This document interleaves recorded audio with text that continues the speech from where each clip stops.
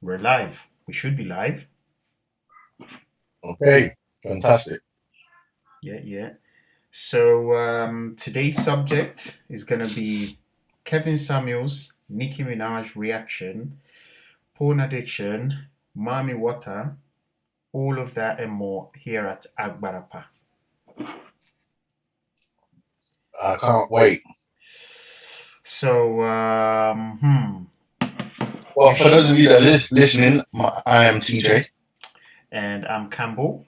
Welcome back to Agbarapa. And very interesting topic. Very interesting topic. Early on this week, you shared a video, a live that Nicki Minaj jumped on with this notorious guy, Kevin Samuels. Do you know, I used to see his, like a few short clips about him on Instagram, but I never really gave him attention because, I don't know, I just thought he was clout chasing. But then he grew in popularity. How did you, I don't know, what do you think about him? I think that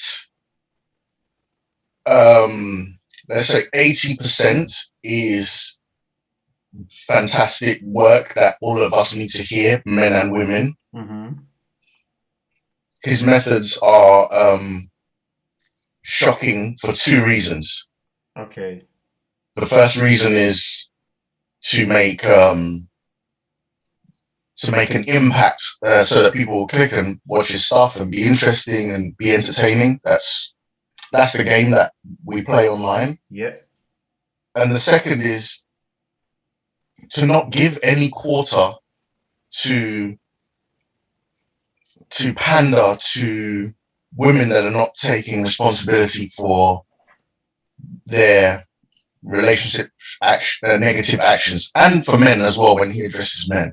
And the Mm-hmm. benefit of that is, you have friends that tell you. I think there's kind of a few different scales when you need to course correct in life. You might have loved ones and friends Yeah. that will say, oh, maybe you should think about, like, maybe going to the gym and losing a few pounds. And you take it in, but you don't do anything about it. Yeah. But it's the person that said that you catch calling you fat, Mm, that or the person that rejects you in a harsh way or something like that, that yeah. has you like in the gym doing reps. Yeah. And I think that the idea of a harsh criticism being a negative thing, um, it's how you choose to react to that harsh criticism. Yeah. And he's using the harsh criticism method, like a slap in the face, or like someone throws a bottle of water, a glass of cold water on you to wake you up. Hmm. So I don't have anything against the method as such. Yeah. Um, but with this Nicki Minaj Hmm. thing, I think he was treading very carefully, and definitely gave her he didn't give her the slap in the face method. That's exactly He what. Yeah, I noticed. Yeah, yeah, Yeah, he's a clever guy. He's a clever guy. He knows. He knows.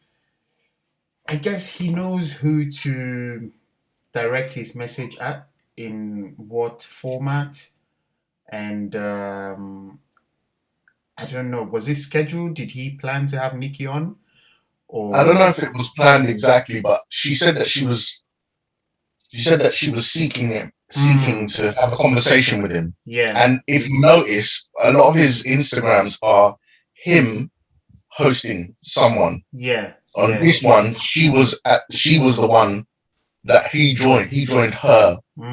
So she was Mm, doing her live thing and he joined her live. So essentially, he posted it on his platform, but in the initial form, he was on her platform, mm, which also changes the dynamics. yeah, yeah, yeah, yeah, But yeah, yeah.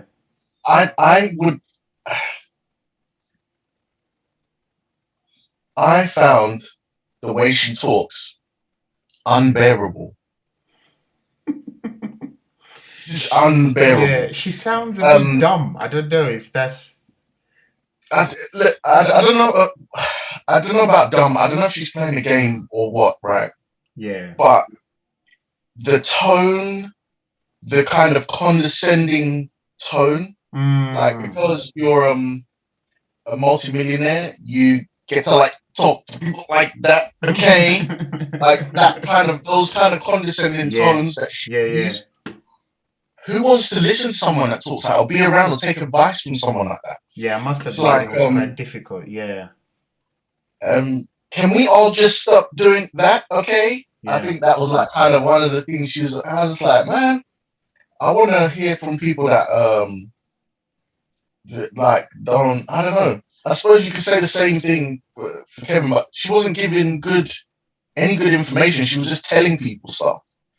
In She those was moments. curious. She was just Yeah, curious to see if he was gonna go off on a tangent like he does with all other girls, that's true. or if he was going to make a point. And because I think he's there's a lot of hate. I spoke to a few girls, women that I know personally, and there's a lot of he doesn't know what he's talking about, or he's been through 3 divorces. He's shit. Look at how he talks to these girls. And I'm like, have you listened to all his lives? Have you listened to all his videos back to back, or are you just jumping to conclusions from 30-second clips on Instagram, just hyped audios that you're just listening to, and yeah, you're just making your mind based on 30 seconds. Well, And let's yeah. address some. Let's address some of that for a second. Okay. In the English Premiership, Yeah. football, soccer, as we call it here in the UK, if Yeah. anyone's listening from abroad, Yeah. right? There are teams and they have managers, Yeah. or they would be called coaches in America, right? Yeah. Some coaches are ex-players. They played the game professionally. Mm-hmm. They had leadership skills when they played, and it translated into them being amazing coaches, Yeah. multi-year, top-level managers, right? Yeah. And then you have a guy like Arsene Wenger, Mm-hmm. who didn't play at any significant level. Mm-hmm. He didn't have any experience as a player, but somehow is now was the longest standing Arsenal manager, winning many titles and cups and all sorts. One of the most successful and decorated managers you'll ever find. Yeah. So you don't have to have a successful marriage to know where you went wrong. Mm. You don't have to have a unsuccessful marriage to know where you went wrong. Okay. Right? You still have experience, and we have the ability as humans to place ourselves in the shoes of someone else. That doesn't always mean we get it right. That doesn't always mean we hit it dead on, but we do have that ability. That is why we have juries and judges in court, because you're supposed to understand the case objectively from the outside, from someone who wasn't there at the scene at the moment, and make a judgment.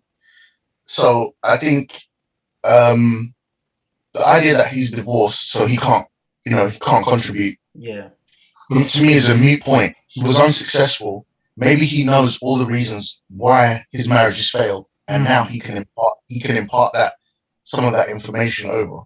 And I would also be wary of the idea that because his message is uncomfortable, you're looking specifically for reasons to dismiss him. Like that's a bias. So I think those things are at play generally when I hear women discussing it. I very rarely hear them argue a very specific, like, oh, well, actually women that are 35 and over are more fertile than women that are 25. Like, the things, a lot of the stuff he says is just irrefutable. Yeah, factual. Factual based. Yeah. So the problem is the problem the information or the what is the problem?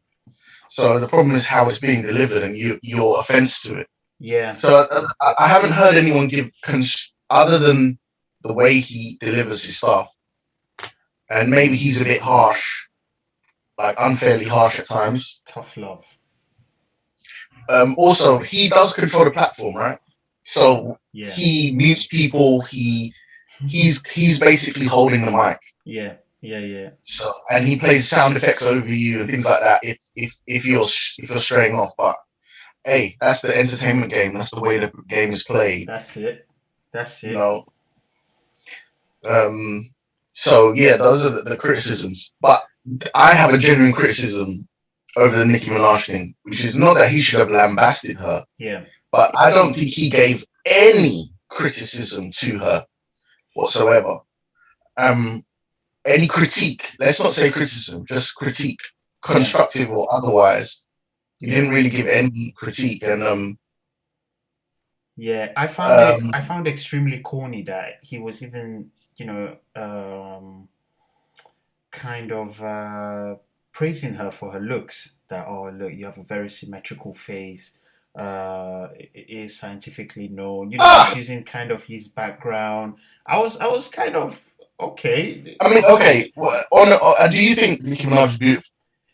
I think she's in the position to use a lot of enhancement.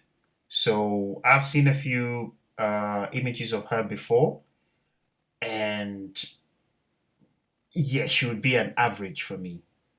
She Honestly, is, she is, she is an average girl with $1 million there you go. Yeah, enhancements. yeah, There's yeah. no That doubt that's about what that. I think. For anyone out there that thinks differently, look, this And taste not Kevin taste. Samuels talked about women that have got fake eyelashes that Yeah, are not yeah, long. yeah, That's what she had. Fake hair. That's what yeah, she had. yeah. Fake bum and breasts. That's what she Yes, has. yes, She's like, Lil Kim 2.0. yeah.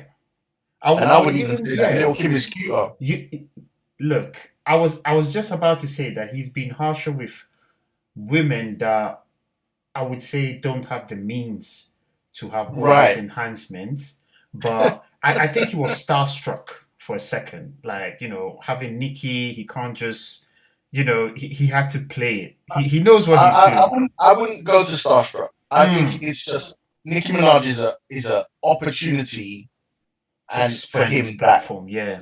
yeah, and he cannot he's playing the game. I Yeah. don't think he gets that starstruck, and I don't think he respects Nicki Minaj either.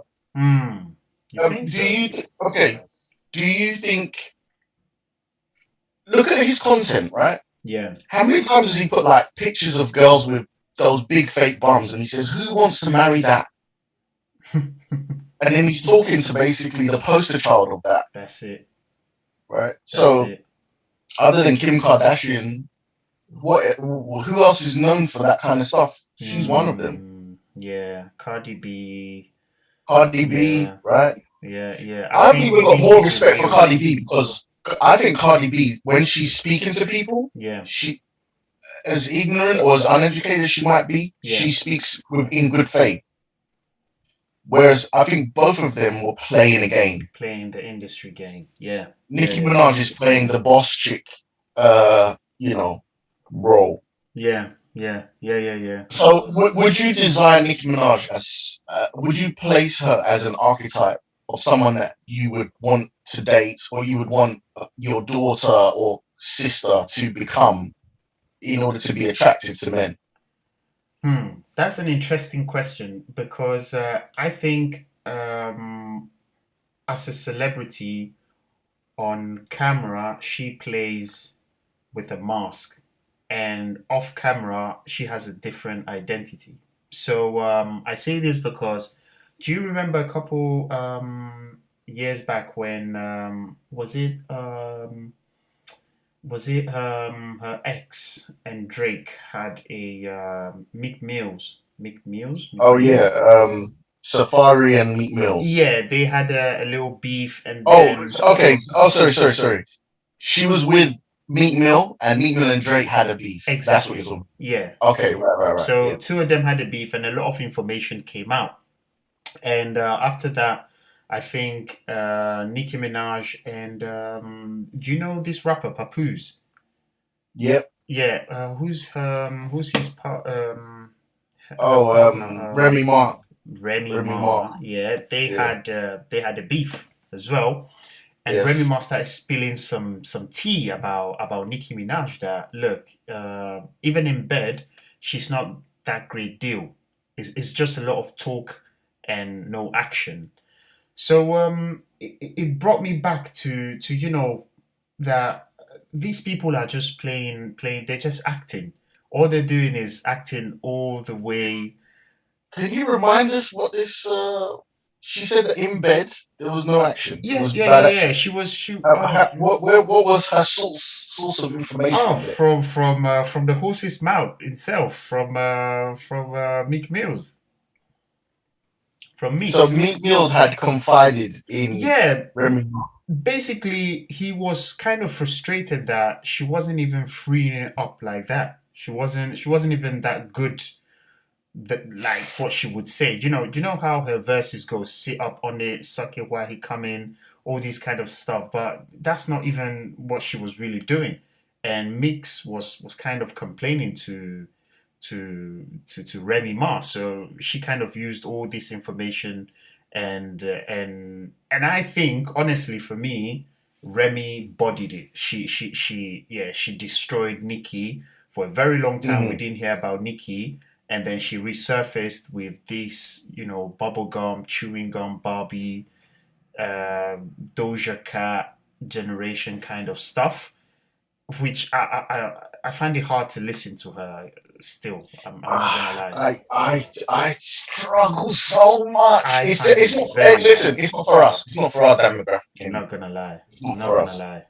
Yeah. It's not. It's not. Yeah, yeah. So, and this was at the time when I was in a relationship with someone that classed themselves as a soca and a carnival queen.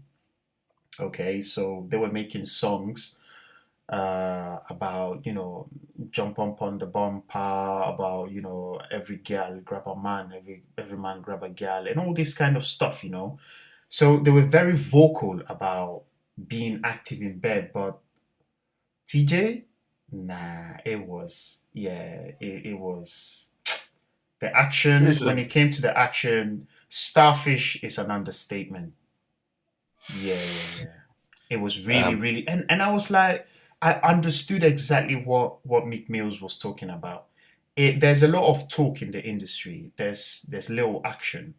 So someone Okay. like Nicki Minaj, I wouldn't even give her that prostitute archetype, that Well, prostitute I was gonna quality. ask. I was gonna ask what archetype was she displaying? I think Because she's wannabe. She would like to be one of those. Like it sells, it's something we've seen Cardi B. She was it. like She used I to be a get the stripper. picture that Cardi B knows Oh, mate, Wagwan.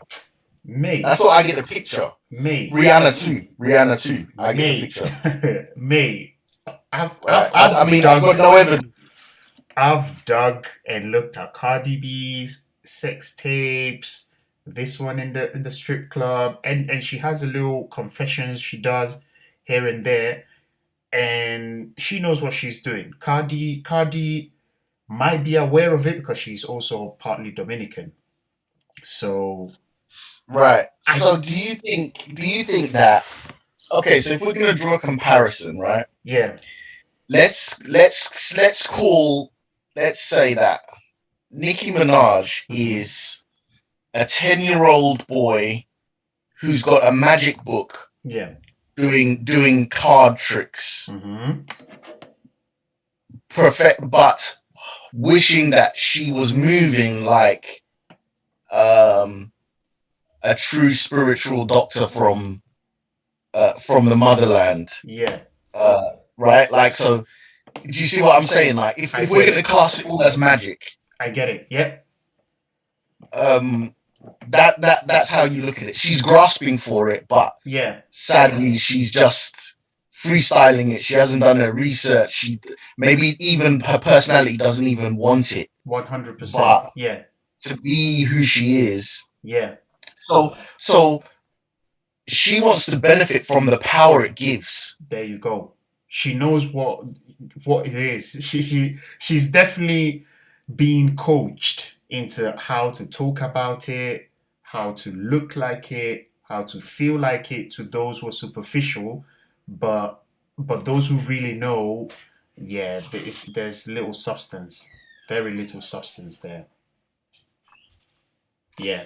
Man, I would say yeah for Nick in particular because there's a lot of amnesia on this, but when she came into the industry, she came in as a lesbian rapper. Do you remember that? was she a lesbian? It was unconfirmed, but when she was still with Young Money, Cash Money, and all that Lil Wayne gang, she was introduced as a lesbian rapper. She was still meddling with Safari, and obviously it came to light for those who are the aficionados that kind of dig deeper than the surface. Safari was coaching her and writing all of her stuff. Safari Yeah, was basically yeah. I've heard about that. Um, man, I don't know, man. This I don't remember that. I just don't remember that. But I hey, I'm not a historian in that sense. I guess it's no, I do remember it because I was 14, and that was a time when Cash Money was going wild. Every hit they you're were making doing me feel hits old. on hits on hits. Oh no, no, no, no, not too so. I was an adult when all of that was going on. Yeah, man. Then And everyone was all about, oh, have you seen her ass? Have you seen her this? Have you seen her that? But she was one of the few lesbian black rappers that were actually making it. One, I think one was if you can class Queen Latifah as a rapper, then you had Missy yes, you Elliott. most definitely. Queen Latifah is. I mean, we have to. She's more than a rapper. Yeah, Queen actress, Latifah gets entrepreneur. all Yeah. respect rap wise. She gets Mm-hmm. all respect rap wise. She's a troll. She's a pioneer. She's part of the reason why hip hop is where it is for Exactly. women. Yeah. So we have to give her. We have to give her flowers. Exactly. Um, So yeah, you had Missy Elliott, and Missy Elliott wasn't popping. She was just Missy Elliott. But then you had the introduction of hold on. What do you mean? You mean she wasn't sexual? exactly. She was Oh, right, lyrical, right. yeah. But no I one mean, really you got talked Little about her. Kim. But Lil You got Kim Little Kim. wasn't she was coming through as bisexual. Nothing, not lesbian. Little Kim was coming through as a true pompagero. I would come back to that. I'll come back to that because there's some iconography that she's also put out there, and female rapper. And she was all about I'm in love with Lil Wayne, but as the Don, not as because as kids we're all rumoring about, yeah, maybe Lil Wayne is giving it to her. Maybe they've kind of shared her around and all of that. And even Gucci Mane kind of alluded to this as well, that Nicki got her part in the gang because she freed it up. She gave it to all of them basically. And but yeah, and no one remembers this. No one basically remembers that Nicki Minaj introduced herself as a lesbian. Then Safari I popped up. definitely do not. I definitely do not remember. I very few people remember this. I've spoken to and it's basically the super fans of Nicki that remember this phase. Then Safari Right. popped up. She broke up with Safari, went on, to date Mick Mills, I and thought Safari was always in the picture before the fame. barely. But I heard about Safari very late. Like I think the way they even broke up. before I heard about him, talks about him, and I, Well, I I mean, just thought he was just, the guy, just, some guy painted in the background, but he's the brainchild of Nicki Minaj. yeah, Yeah, yeah. he is basically the one that was pulling the strings from behind. And from there I started, okay, so she had the beef with Remy Ma and all of that. So we're jumping, let's say, 10 years across. Hmm. And yeah, Nikki is not, she knows, she must know about this stuff. She must know what sexual energy is. She must have been coached into it. She knows what to tap into, but she's not it. She's not it. Yeah, yeah, yeah. She's not. Mm. She's not. I hardly doubt, yeah, because from what Remy Ma was saying, we can't play for the sake of copyright and restrictions and that. But yeah, she's not that. No, no, no, no, She's not no, about that life. no, no, She's no, no, just no, portraying at it. all. I think. What do you think the danger of someone like Nicki Minaj having such influence over young girls? Because if I had a daughter and I found out that she idolized Nicki Minaj, Yeah. it would not sit well with me. I don't think she's. I mean, when you're of this, okay, let's just take one step back. Let's just take Okay. one step back. When you're of, uh, men don't care about a woman's status in general. This is the Kevin Samuels, I don't care that you've got a degree, I don't care that you've got money. Yeah. But when you get to Nicki Minaj's status, Yeah. it actually then does become a factor. Mm. It's so much, it's so overwhelming, it's so that guys are like, all right, Yeah. I can get on board with this. Even the guys is on would be, even they'll do a power couple thing and it'll be like Drake and Nicki, Mm-hmm. like a power couple, or it's like a guy that she respects highly that's maybe in the industry, like manages her or does some whatever. Yeah. But once the managers have gone and the power couple situation is gone, now it's you will find a guy that will just shut up and do whatever she says and get on the program because it's just She's powerful enough. it's life changing to Yeah. be with someone like that, right? Yeah. So there is that. The average woman that has some money in the bank, I don't think the average guy cares. Obviously, you can find guys that would Yeah. come and but so she's not a good example relationship wise. Mhm. She's in a very tiny group. Yeah.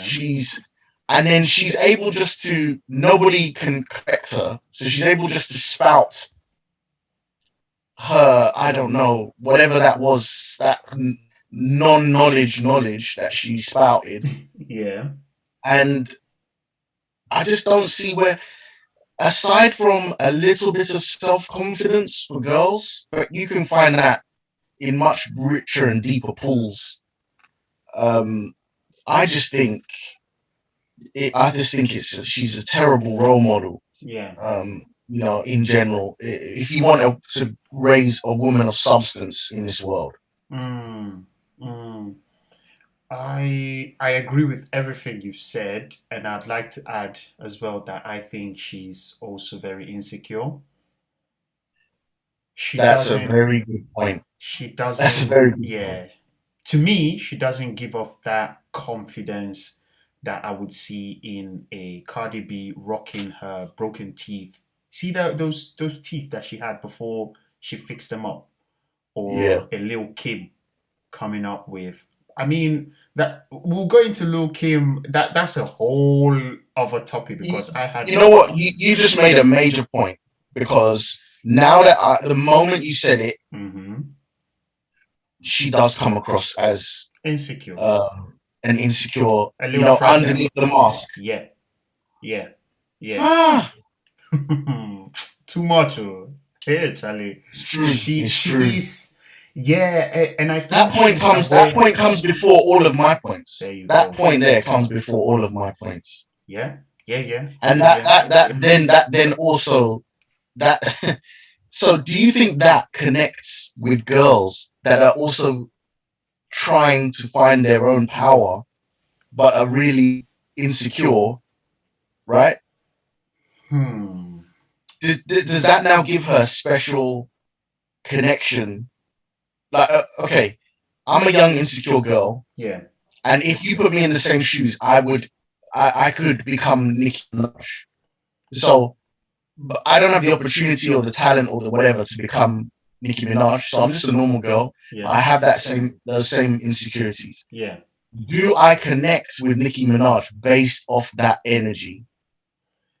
I think she definitely has a following on that basis, but it's But still does her following feel empowered?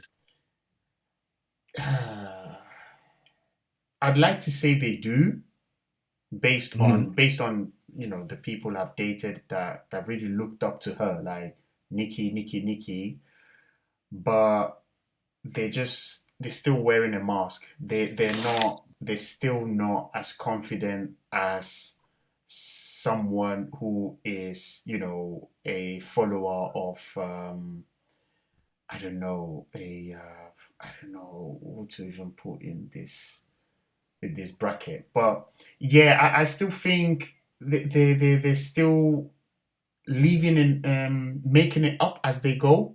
So you kind of, oh, what would Nikki do in this situation? And you just have to improvise, make it up. But you don't, it's not something that comes from within, a sense of Mm, confidence that you're just unleashing as your own personal spirit.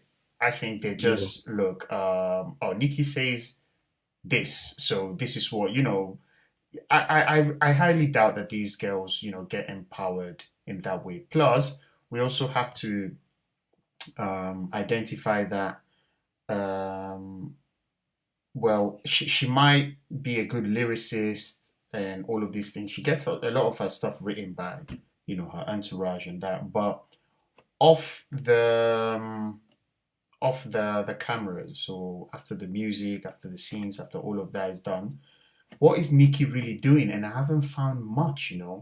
I haven't found her doing a lot of stuff on the side.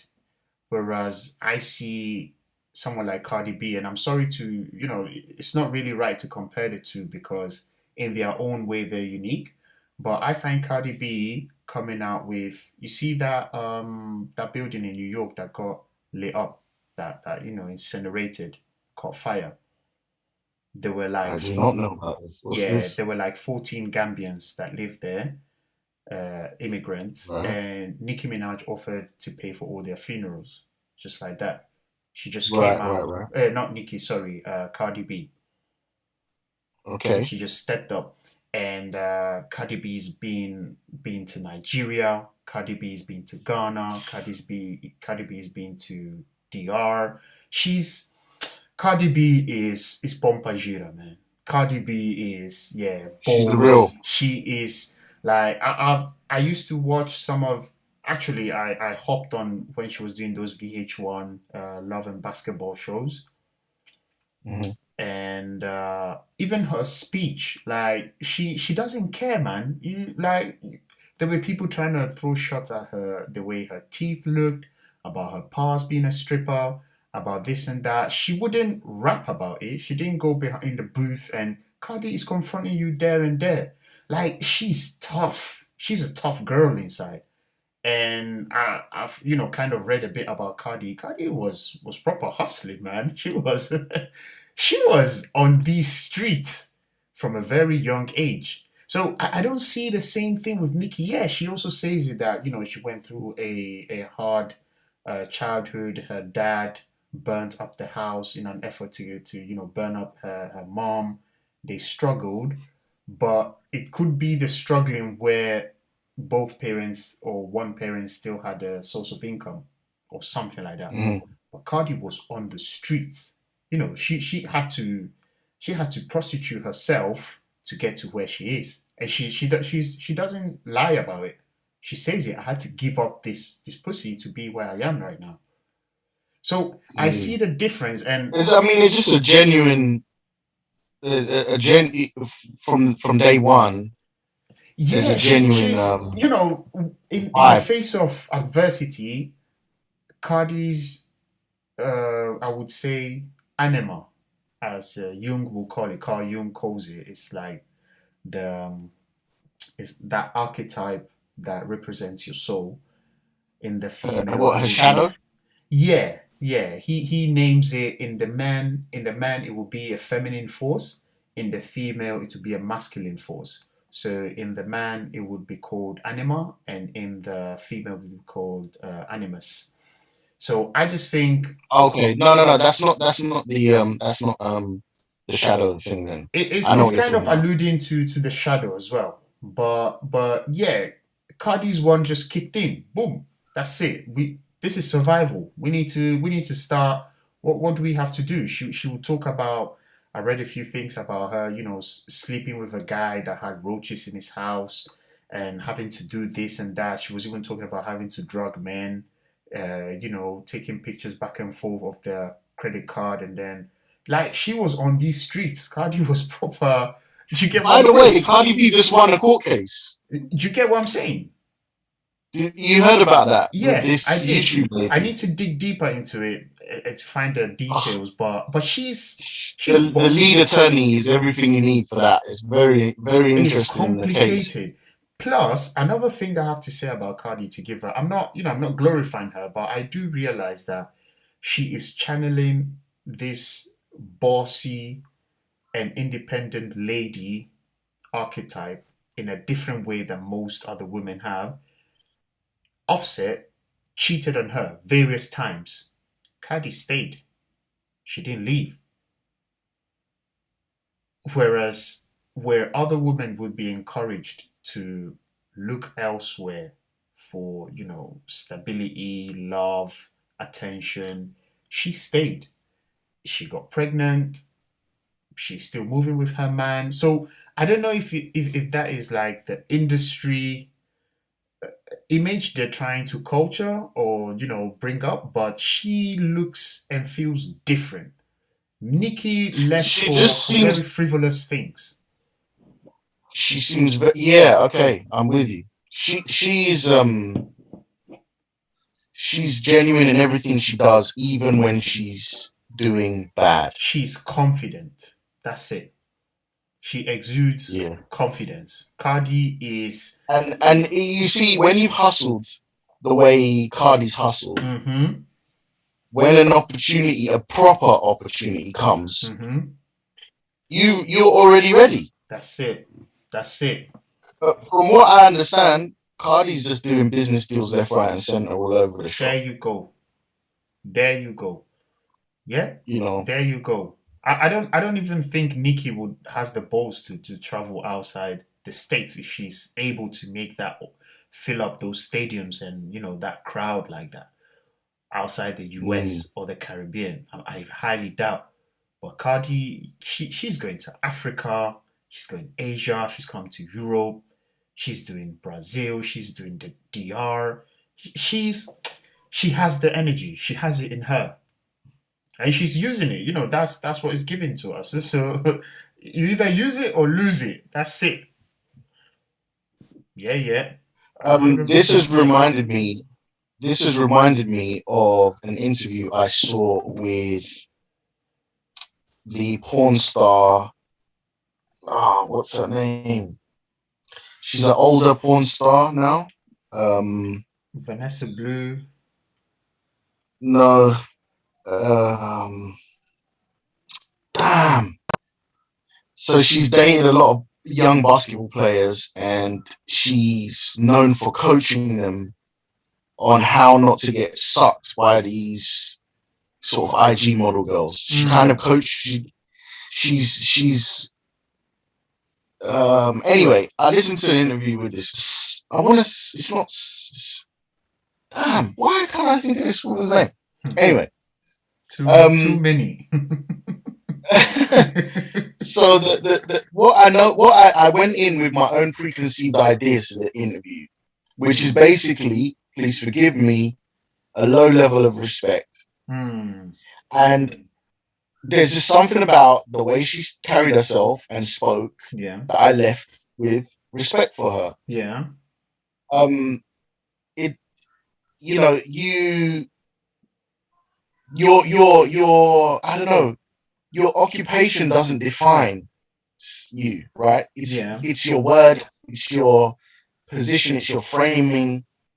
Um, and as a porn star, it became evident to me that she was a hustler. Um, Maybe I don't agree with the profession that she's in, Hmm. but that aside, she's made the most of every opportunity. She's very successful. Yeah. She left porn on her own terms, right? Oh, I is think this that's the. okay, I think I know who you're talking about. Okay. I need to give you the name This because woman now has everyone is. juicy meals. Yeah, she's a MILF. She left as a MILF. Yeah, yeah, yeah, yeah. She had oh, anyway, she just retired on her own terms. She had a company, she had a business, she was multi-millionaire. Yeah. She was coaching these guys. And I just thought, you know what, like I have to give it up. You have to give respect where respect is due. There you go. And there's an energy about that, right? There's this, is that the Pompagiro, right? Like, that's the question I'm now asking since we've been having our conversations. Is that the true energy? And I think that's what we're trying to define here. Yeah. When you find the real, when you see the real, and Nicki Minaj doesn't exude that energy. Yeah. Nicki And doesn't come when something across. is Yeah. fake, you can see it. When something's fake in general, you can see it. Yeah. But I guess I could be proven wrong there because a whole lot of women, young people follow her, but maybe they just don't know any better. Well, yeah, that's another thing that the TV and all these social media thing, you can be a different person on online. You can be this extremely successful, happy, eloquent, beautiful person online, but then behind this, the screen, you're just miserable, unworthy, and so many other things. So these people know they have a whole entourage. They pay loads of money to be on these things. So I don't know. She must have a specific talent to her, which it could be, Well, she's a good performer, I guess. probably, yeah, The music connects. yeah, yeah, The music connects. Now, yeah, the music that doesn't necessarily make her the talent yeah, because she could be a manufactured construct, like exactly, an yeah, artist made that up, someone yeah, has. Right. So I don't know how much of that is going on with her. yeah, Um, but yeah, I think, man, I just was cringing so much at everything she was saying, and yeah. It was hard. It was this hard. It was hard bringing to up this follow. porn star, Yeah, lets me think. It reminds me of this idea that women, men are addicted to porn. This yeah. is coined by Rollo Tomasi, the rational Hmm. male. Okay. Men are addicted to porn, and women are addicted to attention. That Hmm. is why that is why, and it works perfectly because men consume and women, for the most part, Yeah. are the superstars of porn. Yeah. And with the advent of social media, Yeah. you can now make porn adjacent content Yeah. and call it empowerment and all of this, Hmm. but really it's just that attention just that's got you. Hmm. So it's the perfect, um what would you call it? It's the perfect disaster. Yeah. Yeah. That's what it is. Yeah. It's a dragon fueling itself. A dog biting Oh my biting god. its tail. Yeah, with Yeah. the dragon consuming its tail. And so, okay, what is your what is your default stance around, like, what do you think of porn? Where do you think is it is it good? Is it bad? Is it neutral? Is it Hmm. what? How do you feel about porn in general? Hmm. So that's a really interesting question, and I would say porn is extremely addictive, and I'm not sure people are even aware of how addictive it can be. I would put it on this on the same pedestal as a class A drug. It's yeah, you can literally get hooked on it, and I don't think showing women's bodies or people having sex is bad, but the way pornography and the way the industry is right now is just showing us something very, very alarming in our society, which is what we think about this whole sexual energy and what we decide to do with it, where we want to put women in this whole, conundrum. And I find that quite alarming because there's a lot of, like we spoke about in our previous episodes, there's a lot of um, exercise and bodybuilding, kind of flexibility and all of that stuff. But there is very little pleasure and a lot of pain, which a lot of people don't What do realize. you mean exercise and flexibility? What do you As mean there? in, there's a lot of body stamina. These are athletes, I would say. These people look more like athletes, you know, What, the porn stars? porn stars. Yes, Okay, so the highest level porn stars, yeah, they're in top condition. They're professionals. yes, exactly. They're professionals, Okay. and they're just painting. Obviously, they know, for any guy or any girl out there, because there's kind of a study that shows that women and men consume porn on almost the same level. They have different reactions to it, but it is consumed by women as much as it is consumed by men.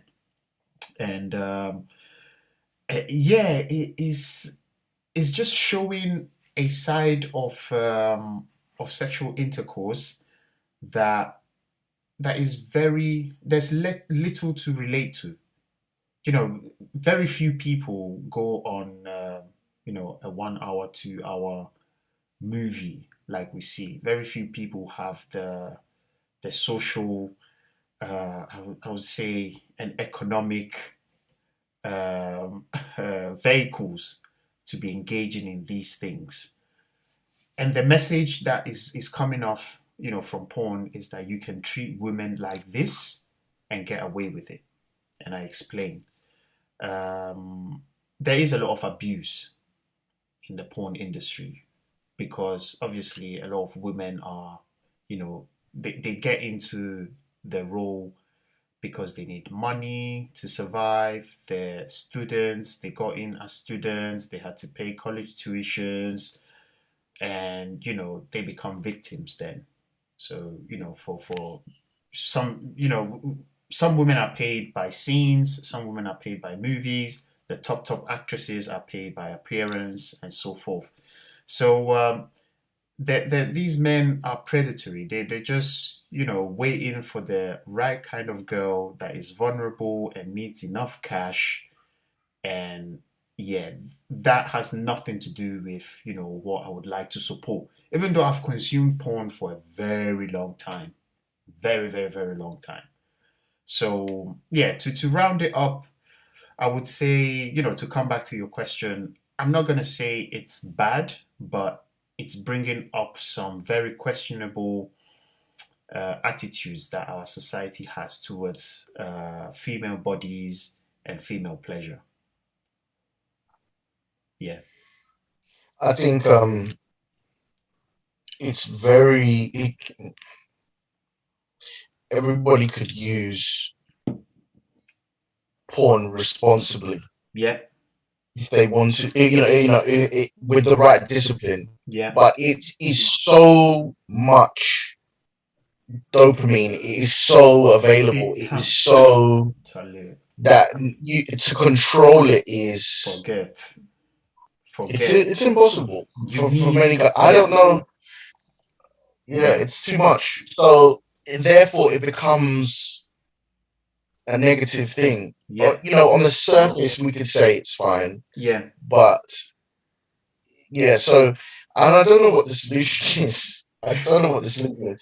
But there's nothing we can do. I mean, porn has existed forever, from cave paintings to Roman Yeah, and but Greek the way it terracottas. exists now, when I was at school, a group of friends and we stumbled across a few page three pages from some Sun newspapers that someone had put together, right? Okay. I Yeah. must have been 13, 12, 13, right? This is in the era before, like, I don't think we had internet in our house yet. And there was definitely no phones of any mobile phones of any kind amongst our friends. Yeah. So this is when you just leave the house and you come back when you come back. Okay. Right? Your mum says come back at this time. That's the time you go home. Yeah.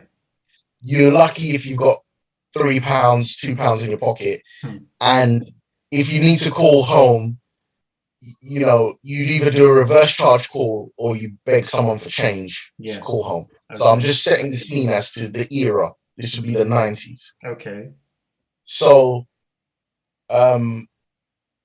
there was this derelict land near us, and me and two of my friends, we found these pages, page three pages.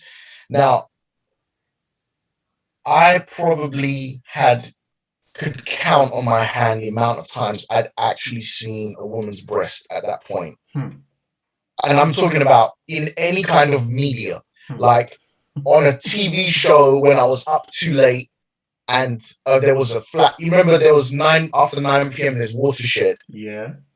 So then maybe by 11 there would be a movie with some risky scene where you might catch a flash of a nipple of a woman somewhere in some 18 movie, right? Yeah. So encountering nudity was rare, and we found these things, and we hid them in a sort of area. We hid these pages, and then we would meet up after school every couple of days and just go and look at them. Just go and look at pages.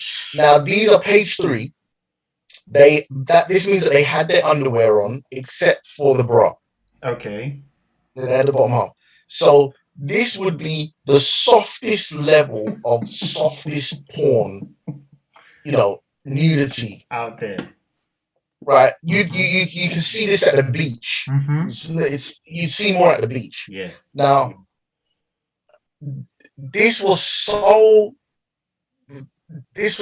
important to us at that time. Arousing. It was a whole section, everything. Now, to think that from the time a child goes to secondary school now, they have a mobile phone with access to any free porn site. Yeah. Where you can watch hardcore, stuff like all of the abusive types of porn, like where they replicate abuse. Yeah. To think that is going into children's brains. Yeah. You have to conclude that is harmful. Yeah, and I agree. I agree with you. There's there used to be a time, and this is digging down through history, where orgies were a normal thing. You would go to the temple. These things were done in the temple. You had people like sacred whores that will conduct these orgies. So we're gonna talk about this, but our whole definition of sex has come to the very lowest, whilst in the past it was held at such a high regard that it would make us, yeah, deaf and blind if we only, went back to it. We wouldn't be able to relate to how sacred the past civilizations held sex, because it was something magical.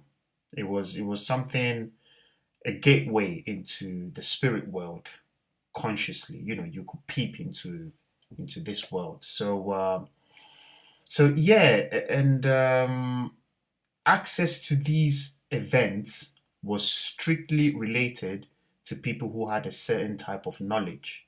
So you couldn't just, yeah, I heard you lot are having an orgy here. Can I come and have some fun? No. You had to be in a certain circle, you had to be initiated, you needed to know certain truths, sorry, about women, the human body, about the spirit world, about so many things that today I've been, we've chucked all of that into the bin, and we've jumped straight into the physical, the less relevant part, which, then is creating this kind of confusion even in kids today.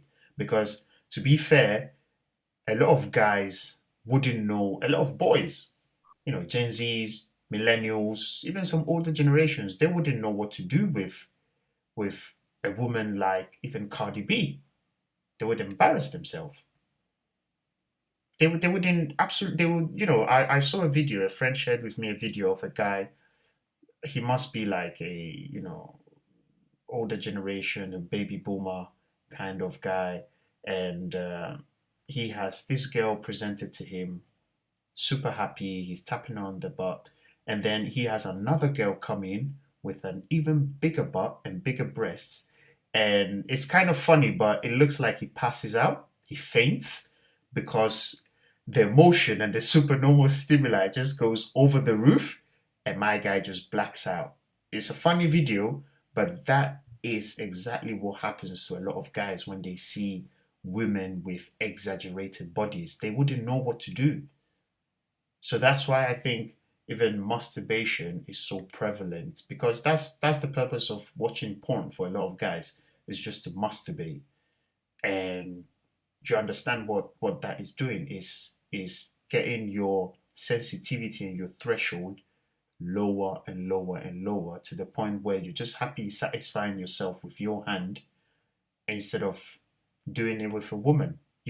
Some guys are not. Was it you that was even telling me that some guys are not even able to interact with women in a healthy way because they just, Yeah, I mean, there's a movie Shame Okay, yeah. where the guy is addicted to sex, Mm-hmm.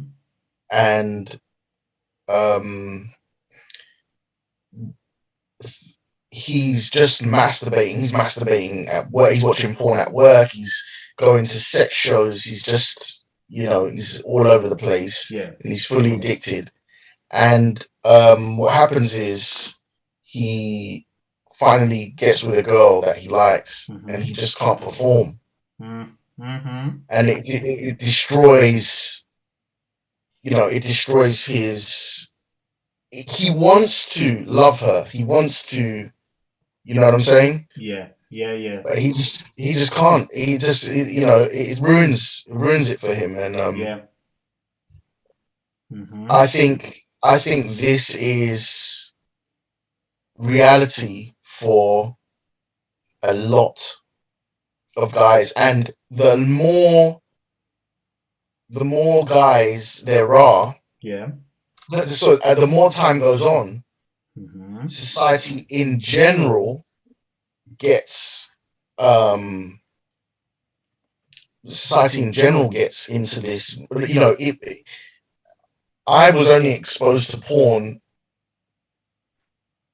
in the way that the world was exposed to the internet. Yeah. So I didn't see porn really until, like, beyond magazines, until maybe I'm getting into my 20s. What happens if you've already got a decade? These kids have got a decade on me. Man. and that now they're just native. They're just native porn, Brain damage. Yeah. Yeah, yeah, yeah, right? yeah, So yeah. it's damage from the start. And then the girls are learning the addiction, so Yeah, are addicted to the attention side. So yeah, I was with some kids at the barber shop, yeah, um, and 4 or 5 of these boys, they were 16 years old, maybe 14, 15 years old. yeah. And they were all getting their hair cut, preparing for a party that night. And I Mm-hmm. was remembering being excited for, like, a party and who's invited and all of this, right? Yeah. As a young kid, going to these parties where the girl, you have a crush on is going to be there, Mm-hmm. and they're going to be dressed a little bit, outside of uniform, school Mm-hmm. uniform. It's going to be a thing. And on Snapchat, one of them was like, "Oh my God, Sophie has just put on Snapchat that her um her trousers are see-through. Hmm. Oh well." So basically, a girl had broadcast, Yeah. right, that I mean, think about that. Yeah. It's a sexual virtue. Like, we're about to go to this thing. All the Mm-hmm. boys are going to be there, Yeah. and I've just told all of the boys Well, I'm that gonna. you Yeah. can see through my clothes. There you go. Yeah. Yeah. Yeah. Yeah. So she probably not watching porn. All the boys are watching porn, but she's learning the economy of Seduction. Yeah. seduction. Yes, sir. Yeah. Yeah. Yeah. Yeah. Yeah. It's something I I kind of I think in the music industry, in the movie industry, and all this entertainment industry, these people know what seduction is and how to engineer it. So you have these people who are naturals, okay, and they get scouted out. You find someone who is naturally seductive from a very young age, and you start grooming them into how to, You yeah, recognize them. You recognize them as a kid. yeah, yeah, yeah, yeah, You're like, yeah, oh, that girl is a bit, this or that, yeah, whatever. Like, yeah, yeah, you know that as a kid. You yeah, can start to learn it. So 100%. yeah, So then, they coach them. This is how you talk. This is what you do. Kind of a Miley Cyrus, let's say. So this is how you go through your whole celebrity life, and this is what you need to be talking about. This is the stuff you need to be alluding to. And these young girls, they have it in them. Everyone has a little bit of everything. You have a warrior, a seductress, a king, this and that within you.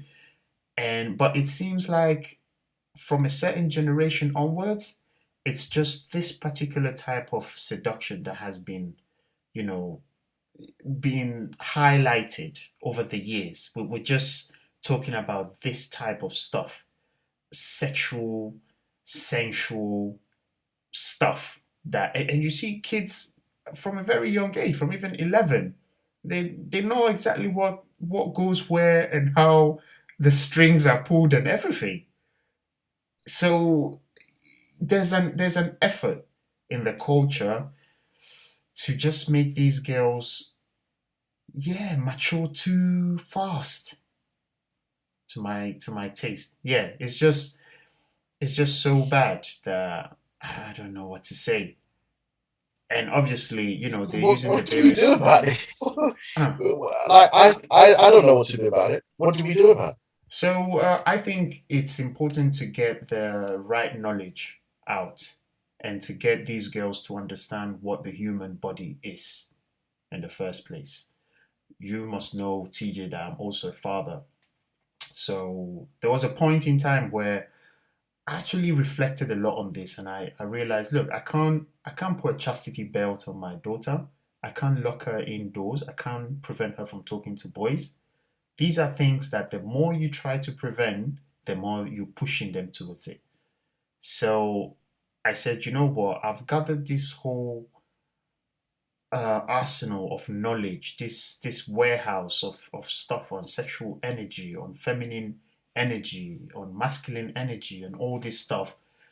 It's time to unleash it. It's time to teach them first what these things are, what they really are, so that then when they are met in the world with this degrading version of it, they understand what is going on.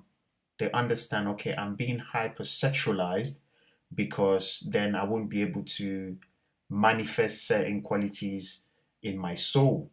If you're down to the very lowest level, then thinking about personal growth, about spiritual growth is very hard. You're just thinking about getting dick in and out. So I just said, you know what, it's time to start teaching them what sexual energy is, and sometimes it's nauseating, it's revolting, but that's the the red pill that you have to let them swallow now. So then when they're out there and they're hearing, WAP by our notorious Cardi, they know, okay, I'm being hypersexualized, I'm being polarized only in one direction, when I could use that same energy to do this and that and that and that, which is creative energy. So there's we'll come back to that. I think this is a whole new topic, but um, Mami Wata, Pompa Gira, they are represented by a woman, yeah, with her afro out. Is basically always, and we'll also talk about this, about how black women have been judged for expressing their sexual identity. So Pompa Gira and Mami Wata are represented by dark-skinned women with their afro out, holding a snake around their neck. Sometimes two snakes, sometimes it's one snake, and with their breasts out. Okay. And sometimes the bottom is covered, sometimes it's not. And there's a very famous picture of Lil Kim that is basically, she's posed in exactly that position with a huge python around her neck. So obviously, the untrained mind, yeah, when they see this, they freak out. Oh my God, look at Jezebel, look at this demon, look at this devil. And this is where we kind of put, cliches into snakes being evil, women being evil, demonic, and all that stuff. But this is representative of a very ancient archetype, which was the goddess woman, the holy So whore. can I just add something quickly Please before do. you? I just Googled Nicki Minaj snake because I'm convinced that I've seen Nicki Minaj holding Mm-hmm. a snake, right? Yeah. And there is a picture here of Nicki Minaj with a snake. Yeah. Um, and just on the side, there's also Britney Spears Yeah. Yeah. also holding a snake, right? Yeah. So um, I'm sure this is a theme, right? That is Oh, these people definitely know what is going on. They know. So this is where I even my research gets even very, very, very interesting, because there are aspects of therapeutic psychology that they strictly look into myths, ancient myths, Greek myths, as a way to cure certain type of neurosis in their patients. And you come to your senses and you're like, wait a minute, you're using a myth to cure real people? And this is where the whole world of archetypes unveils to before our eyes, that these are behaviors that are common to every human being and can be buried in the subconscious. Sometimes the two subconscious. two women wore snakes to the 2019 VMA There you awards. go. Yeah, yeah, yeah, So yeah. this is channeling this. Okay, so again, they are either knowledge that either they know or Yeah. someone around them that is careful knows, Mm-hmm. or they they are playing the game with the archetypes, or these, it would be called a meme. This is a meme, There you go. not a meme in the social media sense, Yeah. but the original definition. So you've seen this. I've just seen Paris Hilton as well. So you've seen that these type of women Mm-hmm. are representing this snake female archetype, Yeah. which is Pompajiro, Yeah. which is Mami Mami Wata. Wata, which is Jezebel, Yeah. right? And you're trying to emulate that. Yeah. So then you're like, I know, I'll wear a snake. Now it could be subconscious that you just pick up yourself. So you can, if you ask them, they'll say, "Oh, this is not part of any deep Mm-hmm. conspiracy. This is not. Yeah. I just like the look. It's just women have always done this and da da da da." But this is where it comes into, you don't know what you're dealing with. So the question is, how much so when you act this out, you're a young girl and you act this out, um what are you dealing with? Like, what are you, if you're acting it out without the knowledge that we're Mm-hmm. discussing, Exactly. Exactly. what are you invoking? What are you inviting in your life? What are you, are you Exactly. inviting anything significant, or is it just, you know, you see what I'm saying? Is it just Yeah, I a get thing that you exactly. can Yeah. take or leave it, or is it actually got genuine power or genuine, impact? What's the impact of something like this? So we know we've been told from forever that knowledge is power. Okay, and Yes. power is nothing without control. So imagine you have access to this infinite self that is buried deep down between, in your subconscious. And obviously, these things they relate to us, but we don't know how they're playing in our subconscious because the subconscious is buried away, is in the shadow. So it might be the case where enacting it, emulating it, seeing it wakes up a side of ourselves that we're not able to control, and this is where you see you're hypersexualized, you're moving constantly towards a degrading um you know representation of yourself. You don't know why, but you just feel pushed to be sexual in a certain way, and you can't move away from it. So from my research, I've realized that these things are independent of human consciousness. They're like the earliest human etheric, I don't know, ideologies, whatever you can call them, entities out there. And we don't want to go too much into aliens and all of that, but we do understand that there is more than just us. Okay, so these things. What do you mean by that? There's more than just us. Well, what I mean is that we only see through seven spectrums of light. The visible light to the human body is very limited. There's, anything from ultraviolet to infrared, and it Right. goes on and on. And we don't know what's behind that. We can't So see. you're saying that there's the senses that we have, Yeah, and then there are fields that are yet undiscovered by us, or 100%. there is a likely, I would say it like this: Yeah. it is possible, it is very possible, that there are fields of understanding that we have not yet seen, Mm-hmm. and um or experienced, and cannot see and experience. Mm-hmm. Okay, but if we cannot interact with them, Mm-hmm. um what do we make of such things? And this is where I'd like to disagree. We don't know if we can't interact with them. There are photons of light Mm, that, bounce in and out of our atmosphere right. unbeknownst to us. We have no clue what. This thing is just there. That's it. Unless you're aware of it, then you know, okay, this is what it does. I can recognize it. I can catalog it. I can, measure it, and so forth and so forth.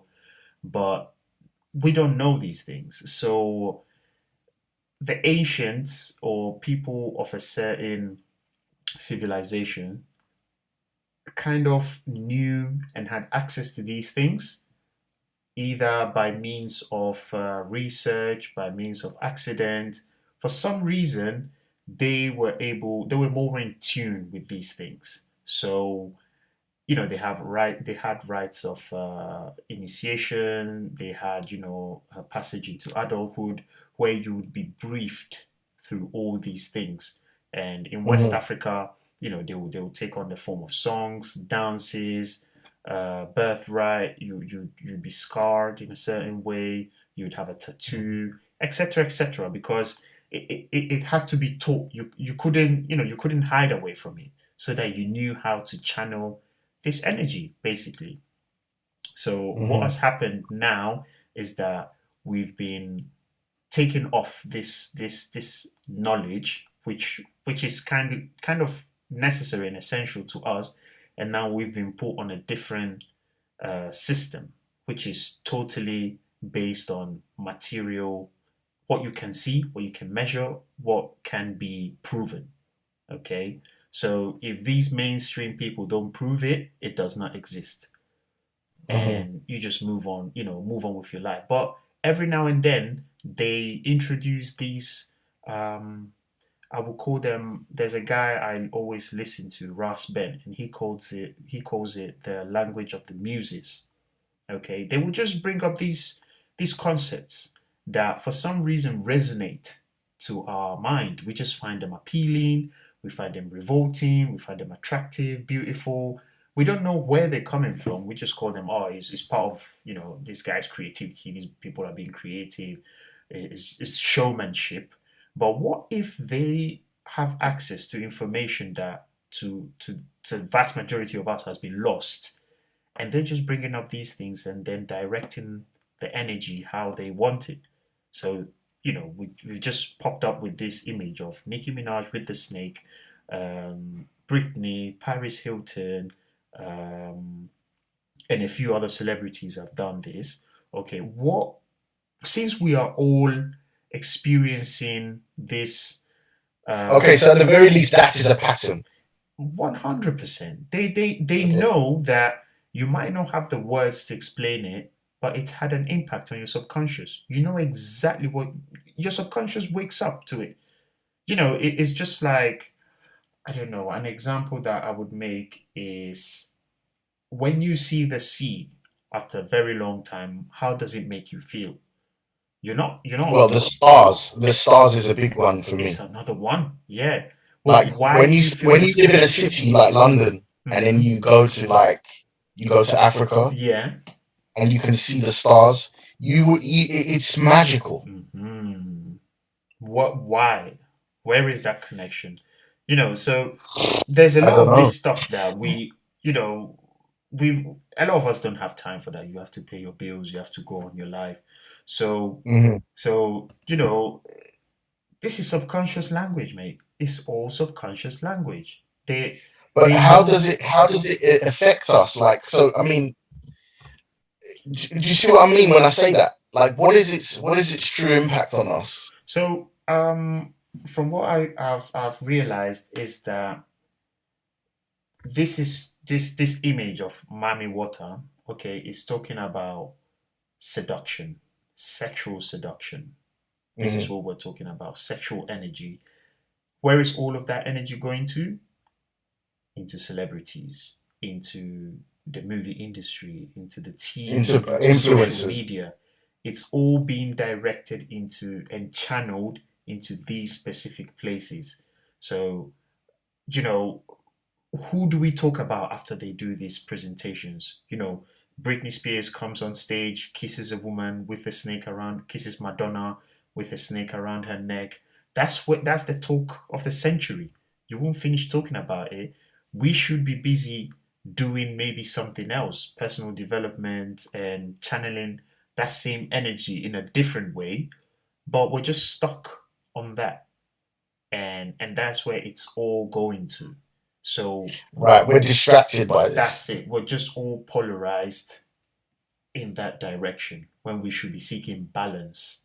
So yeah, they bring out, even we're gonna talk about it, but like even the LGBT and all of that movement, why are they so focused on having us jump on this bandwagon? Why? After, yeah, it's just so many things. So is it that they have access to ancient mythologies that we are clueless and we take them for stories? Just, oh yeah, so okay, the Greeks did this, that, oh, very nice, blah blah blah. But these people take it serious to another level. They're making movies about it. Ellen of Troy, they showing it in them, in theaters. They know how to engineer the subconscious. So it starts from being a myth, and then you see it being replayed in our lives on and on and on and on, and these little girls are sucking it. They're absorbing it. They're absorbing all of that energy. And what does it do? You grow up to then embody this kind of sexual hyper um uh sexual energy without the knowledge of what to do with it, because this could be liberating for mankind. But because all you've been taught to do with it is to wind your bumper with it, that's what you're gonna do. Just makes your pum pum hot, and that's it. So, and what do guys also do? They don't, they're looking at these images instead to recognize, okay, this is this time. This is the time to maybe learn more about this kind of feminine energy. We've been told either that is Jezebel, stay away from it, or yeah, you need to stick your dick in that thing, bro. So we've just been put off what this ancient knowledge could have benefited all of us, and that's it. We're just running in circles, to Mm. my opinion. Yeah, So it's for us to understand what it is.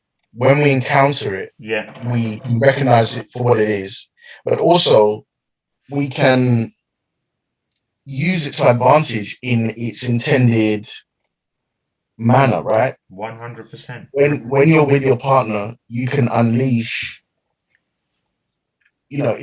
rather than it being all bad and all good, Mm-hmm. right? You use it like you don't put sugar in every meal and every drink, Mm-hmm. but you can put sugar in a nice dessert and you have it at the proper time. Every meal is not dessert, but Exactly. if it was, you wouldn't be you would be void of all the other nutrients that a balanced diet would give you. Exactly. But a little bit of dessert at the right time, It's crucial. Yeah. It makes a it, you know, it, difference. it, it adds to the palette of life. Yeah. The whole thing about food is it's social and it's enjoyment and it's dopamine and all that. So Yeah. we have to play with these energies, or fill in your better put in your better word if you don't Yeah. like the word energy.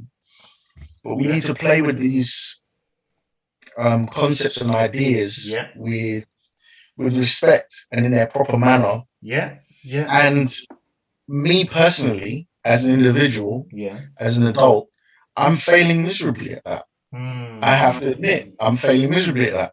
Um, Hmm. you Hmm. know, um, That's a wild confession. well, I think it needs to be said because I think most people are. Hmm. Hmm. Hmm. We're all mate. Well, Like I'm telling you. Anyway, go on. there's a traditional idea that I've heard over the years Mm-hmm. that most women don't. Um, I don't know what the stats are, but most women don't experience orgasm when they have sex. Yeah. Nicki Minaj actually said this in the thing, right? Mm-hmm. She said, "How many times Mm-hmm. how many times are you supposed to have sex, Mm-hmm. or should we be having sex? I need to come every time I have sex." Hmm. She said that. Uh, She alluded to the idea, which also is an issue. I'm still getting sidetracked, but she did. It's coming full circle, right? it will, yeah. So she said, she asked Kevin Samuels, how often should a guy be able to have sex every day? Yeah. Now, if we want to read between the lines, it sounds like she's saying, my guy doesn't want to have sex with me every day. Mm-hmm. Now, that could be alluding to the idea that she's with a beta. She's with a guy that she can control and manipulate, and therefore he's not penetrating her mind, her body, with masculine energy, That's because masculine. she's the masculine one Yeah. in the thing. Yeah. It could be that, or we could come to other conclusions. Yeah. But that's what I kind of felt when she was saying it. Hmm. So she's out of balance. Yeah. So I just think, without study of this energy, without respect of this energy, just frivolously encountering sex as you scroll through your phone and you spend your life just with no intention around improving this state. You just freestyle it. Exactly. You don't get the most out of it, Mm-hmm. and then therefore you're likely to be using it ineffectively or subpar, or fill in the gap, but not in its optimal form, not in its optimal way. Yeah. Yeah. That's you've said it all. You said it all. And I'd like to add as well that in my experience, yeah, when I started meeting people for sex, I my education was all from pornography.